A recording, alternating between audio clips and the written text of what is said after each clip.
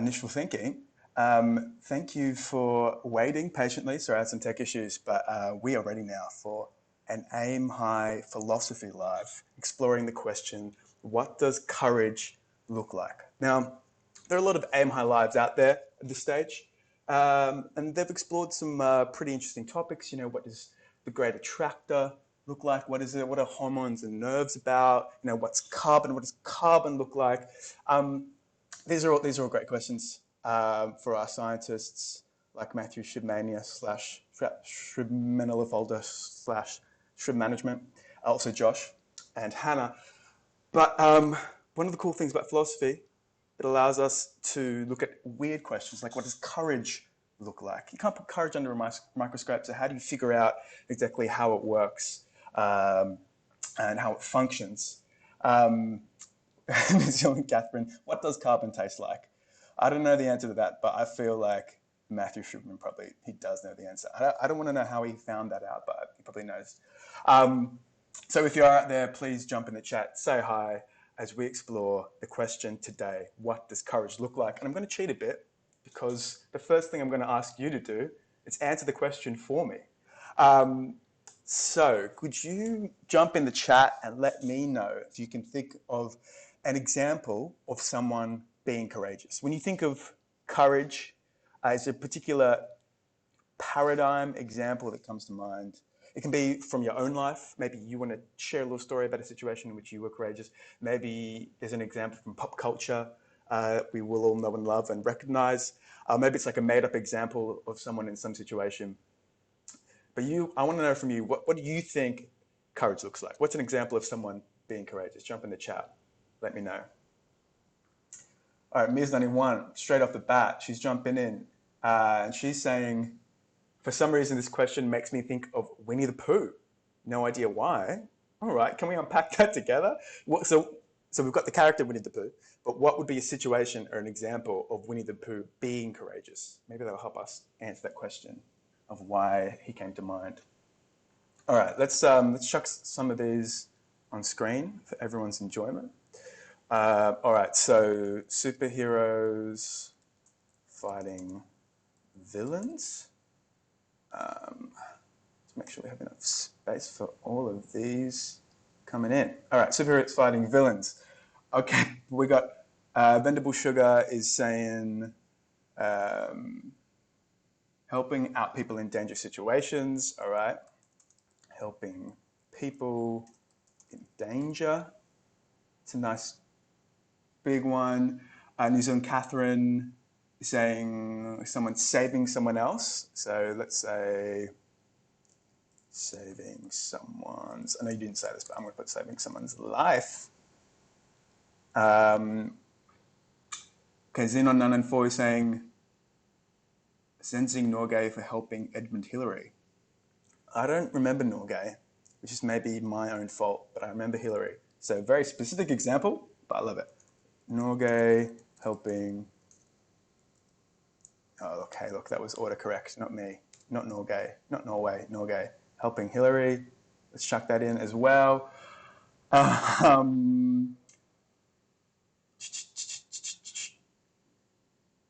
Ms91 is saying the reason that she thought of Winnie the Pooh was because Piglet is always scared. So not Winnie the Pooh, but Piglet specifically. Interesting. So Piglet is always scared and still goes places. So let's put Piglet goes into places despite being scared of them. All right, we've got a lot of good stuff to work with here. Now, 1 million slots. I want to make sure this is included. 1 million slots is saying 1 million sloths themselves. Oops. Let's just put greater than 1 million sloths. Sorry, it's supposed to be underscore. 1 million sloths eating broccoli. Now that is bravery. Oh my gosh, you've spelled broccoli. I'm copying your spelling. Broccoli, yes, smashed it. All right, We're all proud of you, 1 million sloths. So the interesting thing that we can do with a concept like courage, which we can't do with things like the great attractor or hormones or nose or carbon, is we can come up with these examples of what we think courage looks like, and then we can kind of work backwards to figure out, okay, what is the common theme amongst all of these different examples that, who's this? Oh, it's Phil Wilcox, aka Aim High English teacher, just sneaking on by. That's what courage looks like. Just taking a risk by jumping on screen in my Aim High life. I respect that. I love it. What was I saying? Okay, so the thing that brings a lot of these examples together will give us some hint of what courage looks like. And I want to propose something that brings them all together, and it is a word I'm going to put in red. I'm going to make it real big, and that word is risk. So the thing that ties all of these examples together are that they're examples of people taking risks. But I think we can break this down even further. Why is this important? It's important because as humans, we are two things. We are, I'm going to put this down here. Okay. We are both finite and let's explore that for a second. So what do people think I mean when I say finite? What does that mean, the concept of like being a human is being finite? What could I possibly be saying? Boring? Okay. I don't know if that's just a response to the word finite, all caps, or whether you are talking about what it means to be human equals boring. Anyone else want to have a guess?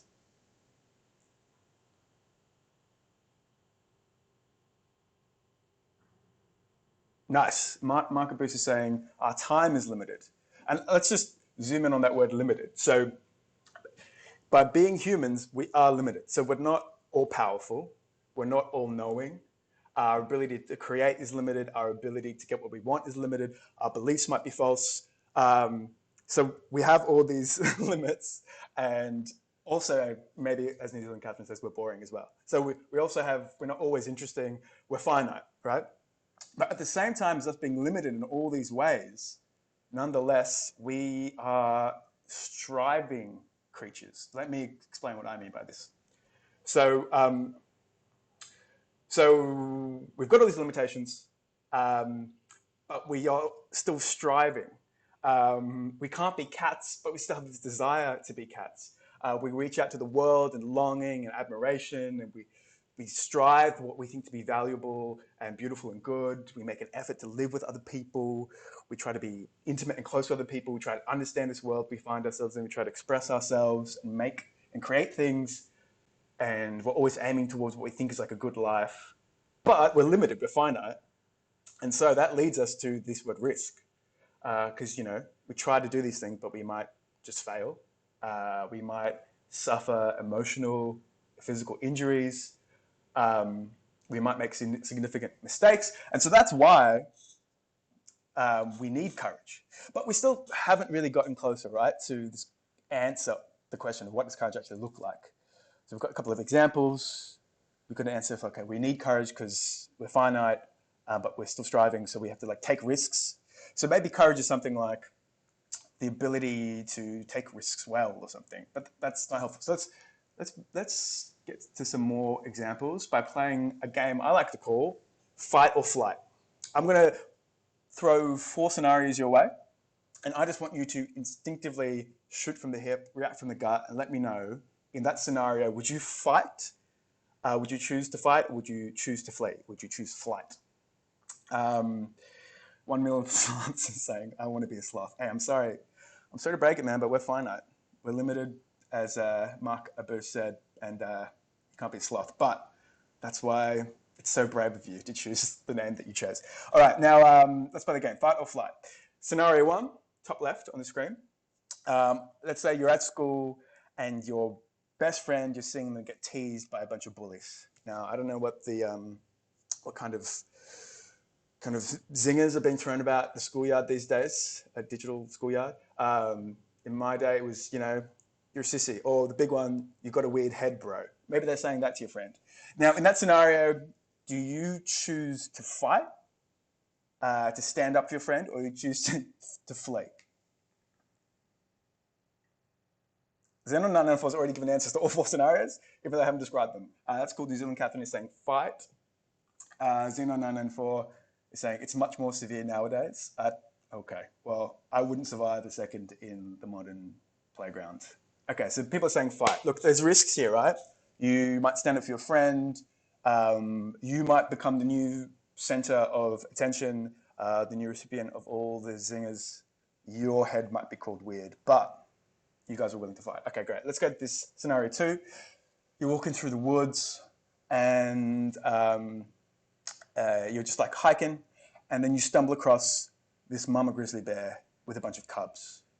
Now, added detail, let's just say that you just come from a big workout in the woods while you're hiking. You've got your boxing gloves on you, so you could fight, ready to fight. Or do you flee? Shoot in front of people. What would you guys do? New Zealand Catherine, I want to cuddle that bear. Okay, that wasn't one of the 2 options, New Zealand Catherine. Better play the game by the rules. Markaboos. Okay, Markaboos says, depending on who's doing the bullying, I may join in. All right, you guys are just breaking this game. There's only 2 options. It's fight or flight. What would you guys do in this grizzly bear scenario?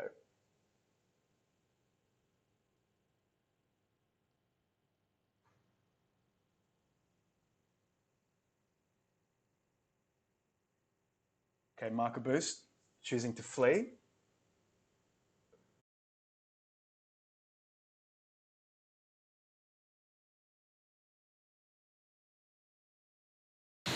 New Zealand Catherine's just saying, wave high, I don't do rules. Okay. Okay, so we've chosen, I should be updating our. So we've chosen to, let's say, chosen to fight there. We've chosen to flee here. Now 2 more scenarios real quick. You come around the corner of the street, you hear a lady screaming, you realize that she's stuck on the 2nd floor of a burning building with her baby. Do you climb up one of these like fire escape ladders and save her? There's no, fire emergency department in sight. What do? Do you choose to fight this fire? You choose to flee the scene.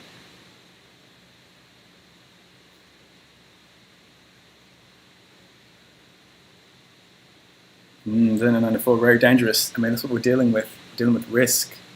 That's why we need courage. Xenon 94 saying, okay, not going to fight, going to call the fire brigade.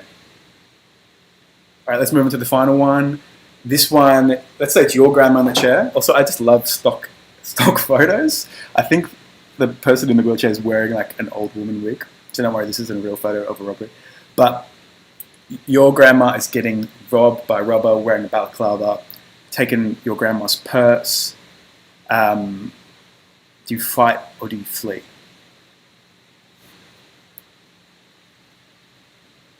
What are you going to do for grandma?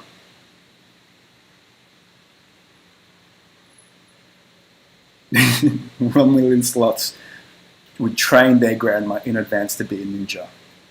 Okay, you guys aren't even. Okay, great. I think we've got some great answers. Again, always appreciate your creativity. New Zealand Catherine sounds harsh, but I would be the one robbing my grandma. In a way, we all have. We've taken our grandma's genes. We've taken the inheritance of all the sacrifices they made to carve the life out for us that we live. So really, we are the robber in this situation. New Zealand Catherine, you've taught me so much today. Okay, so the first 2 scenarios I think were clearer, right? It's obviously that we want to fight when we stand up for a friend. It's obviously that we should probably flee and not take on the grizzly bear mama, even though we've got boxing gloves. But these 3rd and 4th scenarios are a bit more ambiguous. It's like, well, yes, there's like a good thing to do, try and save this woman and her baby, but we could certainly die in the process. In fact, that's more likely than not, maybe, unless you're a firefighter or you're a Superman or something. And then the 4th scenario, I mean, you guys don't take it seriously, but let's say that we don't really know whether this robber is armed or not, whether they've got a knife or a gun, that would maybe change the scenario on whether we might call the cops, just like let them take the purse and run and hope that we can like track them down later with the assistance of some law enforcement. So we've gotten, I guess, a little bit closer to courage, but we've also kind of, it's not as simple as taking risks, which is what we might have thought based on all these examples we had from before, right? So that brings us to the big philosophical idea of today, which we are borrowing from our boy Aristotle, which is this idea that courage might be the mean between two extremes. And let me paint this out for you. So this is part of a bigger thing that Aristotle talks about called the golden mean. Let's have a guess. I want to see what you guys think. So to give you a hint, let's see that there is. I was also exposed for typing live. It's like the one scenario in life that you type live in front of the audience. Okay, can you see that? Yes. Okay. So for Aristotle, courage is the mean between a deficiency and an excess. So what do you guys think like excessive courage would look like? Excessive, maybe not excessive courage, excessive risk-taking would look like. Let's say if you ran headfirst to that towards that grizzly bear trying to get like a uppercut in, how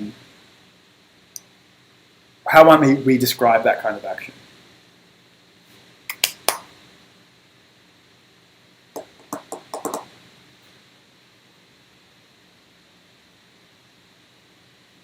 Is that a sloth head on on a dragon? I didn't even know how you did that. All right, I'm gonna give a clue. It starts one answer could be for excess could be it starts with R and ends with less. Starts with wreck.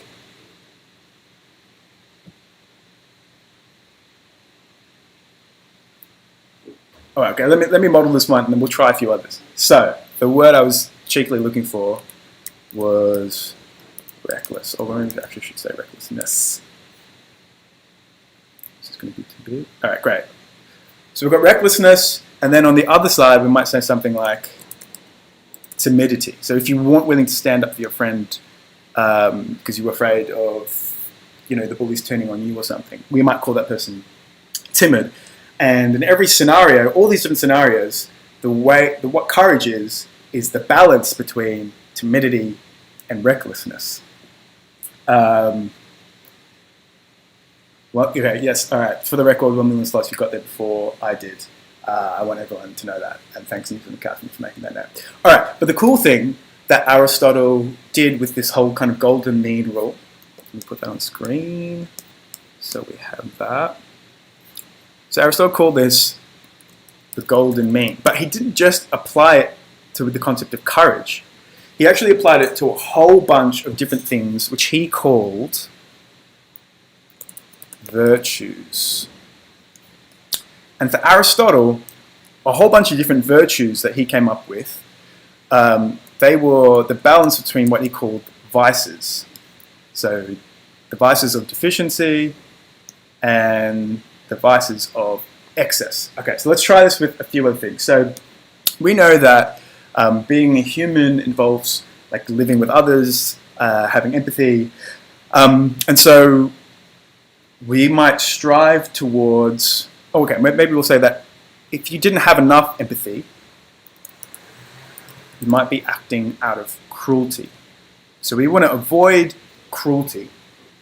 And so what kind of virtue might we strive towards while avoiding cruelty?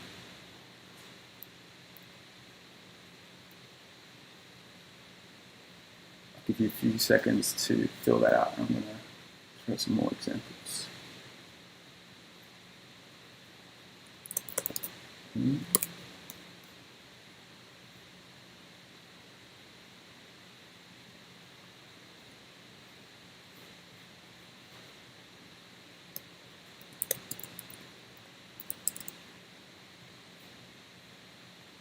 All right.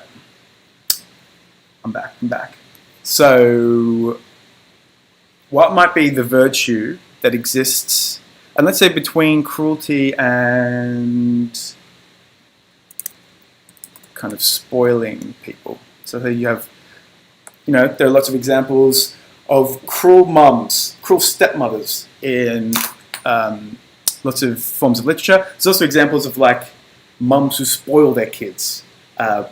What word might we come up with for a virtue that is in the balance between cruelty and spoiling?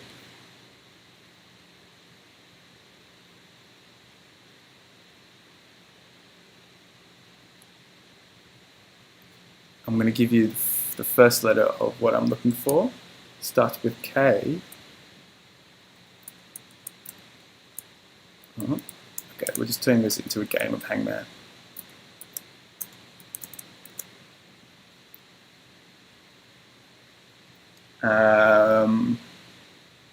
When in doubt, go for go for hangman.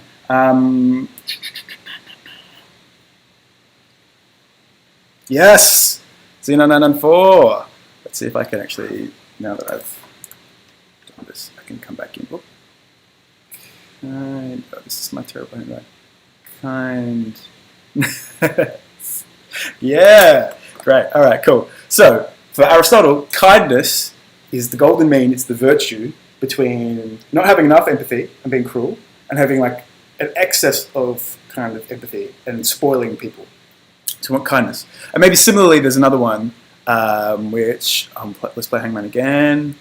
So it starts with G. Oop. Goodness, baby. It's not goodness. It's just so disruptive.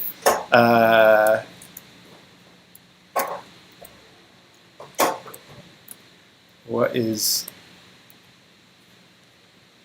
if you're trying to avoid stinginess, and let's say you're also trying to avoid wastefulness, what might you be aiming for? It's not gratitude. Yes, 1 million slots, generosity. All right. Come on. Ooh.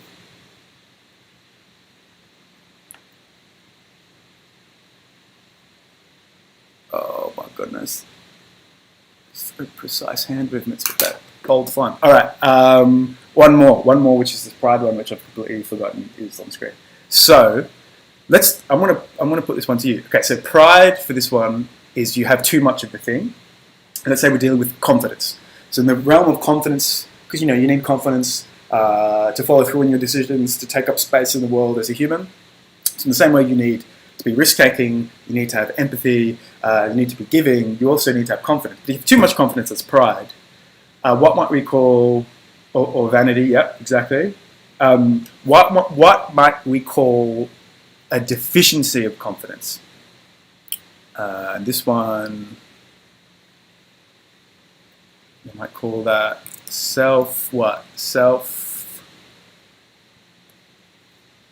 I mean, also, to be fair, but the difficulty with this exercise is that there's so many actual ways you could frame the answer. Self-loathing, exactly. It could be a few. It could be self-loathing. Oh my goodness. This is okay. Let's say self-loathing, or self-doubt, or self-hatred, or whatever it is. These are all things we want to avoid. And then what might we call the balance? I'm just going to jump in here. Let's call that humility. Great. Okay. So now we've worked through very quickly, and this is like Aristotle, like the great philosopher, takes like a whole book to figure this stuff out, and we've done it very quickly.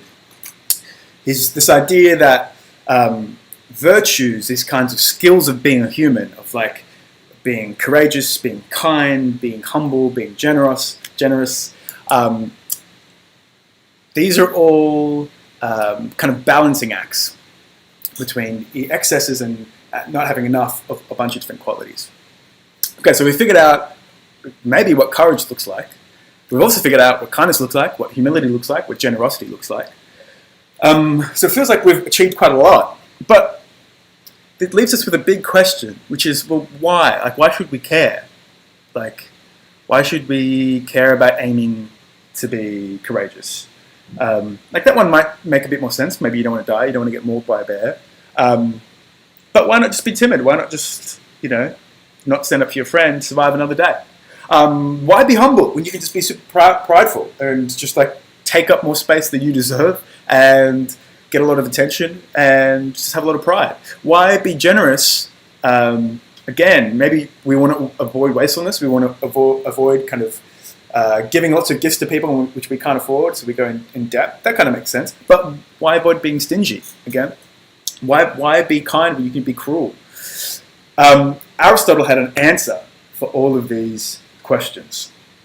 And I think his answer to this is very interesting because it is potentially a really good answer to all of maybe like the nihilists out there who are like, hey, who cares whether or not we're good?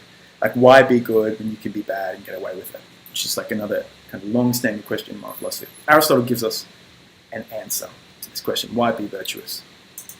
And he starts with some weird places. In fact, I think he takes us from Plato from memory, but let's start with a knife. Now, what would you say if you had to answer, what is the purpose of a knife? What is a knife for? What does a knife do? What is its function? Racing. That is not, I won't accept that answer for the knife, but I will accept it for this racehorse. Okay, so we've skipped ahead for racing. He's like at the murder. Okay, one is to chop stuff. I will accept to chop stuff as an answer. All right, to chop stuff slash to cut. All right, so if the purpose of a knife, the function of a knife actually was different from purpose, but the function of a knife is to cut. What do you need to cut well? What is something a quality a knife needs to have to be able to chop stuff well?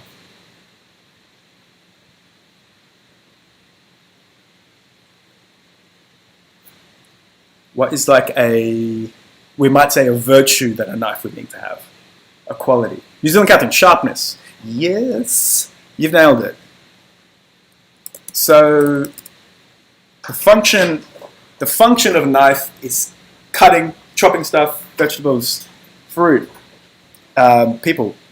And the virtue that a knife needs to do that is sharpness. Okay, so we've already talked about the racehorse. Its function is racing.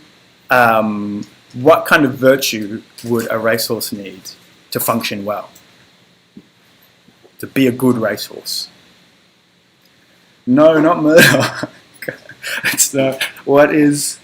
Okay, Venerable Sugar is saying still from the handler. Okay, so we could say something like responsiveness. Oh my gosh. If I was the word responsiveness, how would I spell myself?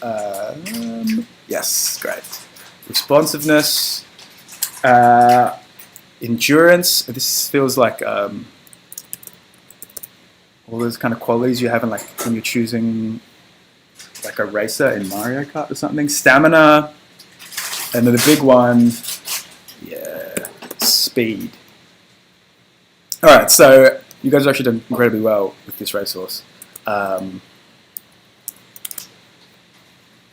show that there's actually a whole bunch of different virtues that might need to come together to make something good at what it does, good at its function. So the reason that Aristotle explored these virtues and a whole bunch of others actually, things like why develop courage and kindness and humility and generosity when you could just be timid and cruel and proudful and stingy, is that he said, well, basically, in the same way that the purpose or the functioning of a plant is to just kind of take on nutrition from the ground and from photosynthesis and to reproduce itself, in the same way that the functioning of maybe a wolf is to hunt and to move and to have stamina and speed, endurance, and be able to survive and reproduce itself. In the same way, the way that humans function is to make decisions in accord with reason and try and navigate the world, all that stuff we said before, we're these finite creatures, but we're trying to make an effort to live with each other, we're trying to express ourselves and create things, we're trying to carve out a life that is valuable and beautiful and good.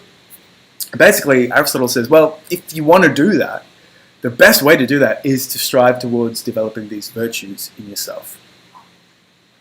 And I want you for a second to imagine this, right? Imagine a person who always knows what to say, who can diffuse tense situations, who can deliver tough news gracefully, they're confident without being arrogant, they're generous but never extravagant, and coming back to our first question, they're brave, but they avoid being reckless, they avoid being timid, they avoid being taking unnecessary risks. I mean, that would be a great person to be around, but also that would be a great person to be. And that is actually, in the end, quite a simple motivating factor from Aristotle when it comes to his whole moral philosophy, virtue ethics. There's lots of different people who have expanded on his work now. But I think it's almost as good a reason as anyone else can give for why you should try and strive to develop virtues and try and be a good person. It will give you what Aristotle calls eudaimonia, which is like a full and flourishing life. And he wasn't just talking about happiness in the sense of pleasure, but the idea of richness. And he acknowledged that, you need some luck to pull this off. You might be visited by really bad misfortune and your life still might suck, but developing these virtues will give you the best shot at having a rich, flourishing life. And as New Zealand Catherine continued just to shout murder in all caps, I will leave you with that thought. So please go out, develop your virtues or not, up to you. This has been another Aim High Live. It's been great to have you. Thank you so much for joining. Keep an eye out for the big catch-up coming soon, 2 weeks from now, where we're going to just smash out a whole bunch of different sessions to get you ready to return to school or whatever you're doing. But that's been me for now. Thank you so much, Nish and Chips, aka Nishalicious, aka Nish for Thinking. You've been great, and I'll see you next time. Do you have a lesson today, Phil? Yeah, 12 o'clock. 12 o'clock. All right, in 84 minutes, be back here to watch my housemate, Phil Wilcox, deliver the best Aim High Live ever seen. All right, see you guys. Bye.